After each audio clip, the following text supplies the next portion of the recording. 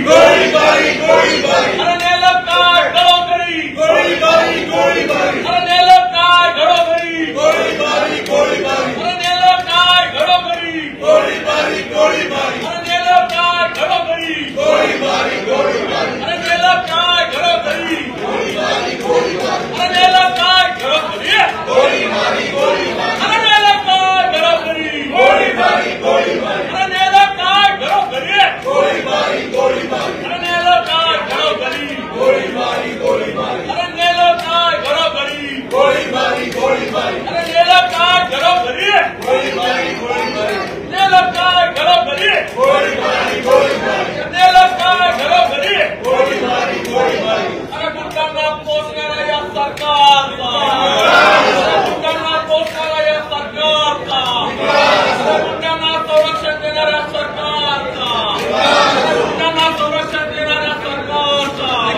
अरे शिवशाही घालून गुंडशाही आणणाऱ्या या सरकारचा गोलीबारी भेजे में भेजा चोर करता है गोलीबारी भेजे में भेजा चोर करता है गोलीबारी भेजे में भेजा चोर करता है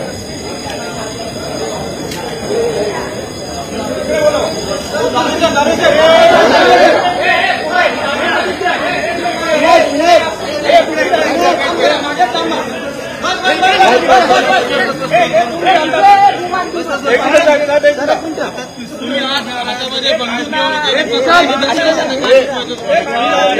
राज्यामध्ये आज घरोघरी गोळीबारी होत आहे।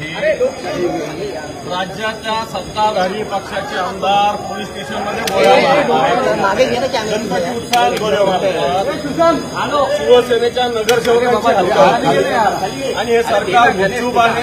गुंडांना हे सरकार पोचतंय। गुंड अतिशय छाती पुढं करून मुख्यमंत्री उपमुख्यमंत्र्यांची भेट घेतात, त्याचं समर्थन केलं जातं। गुंडांचं उदात्तीकरण केलं जातं। ज्या गुंडांचा गँगवॉरमध्ये मृत्यू झाला त्यांचं उदात्तीकरण केलं जातं। सर्वसामान्य माणसाचा जीव सुरक्षित नसताना गुंडांना संरक्षण दिलं जातं आणि म्हणून आज आम्ही प्रतिकात्मकरित्या विधिमंडळाच्या पायऱ्यावर आंदोलन केलंय। कारण या रिव्हॉल्वर आज फक्त खेळण्यातल्या रिव्हॉल्वर आपण पाहत होतो, आता घरोघरी या रिव्हॉल्वर गेले आणि याला सरकारचा आशीर्वाद आहे। हे सरकार, हे राज्य गुंडा राज आहे।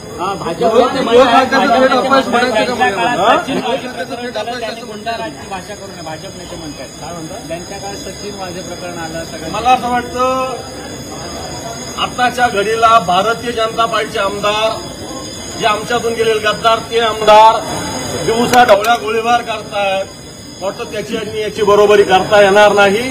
आजचं राज्य आहे गुंडाराज आहे। भारतीय जनता पार्टीचे आमदार धमक्या देत आहेत दररोज, आमचा बॉस सागरवर बसलेला आहे, आमचा बॉस वर्षावर बसलेला आहे, असं म्हणतात। आम्ही गुंडागर्दी नाही तर काय, म्हणून या राज्याला गुंडाराज आलाय, त्याचा निषेध आम्ही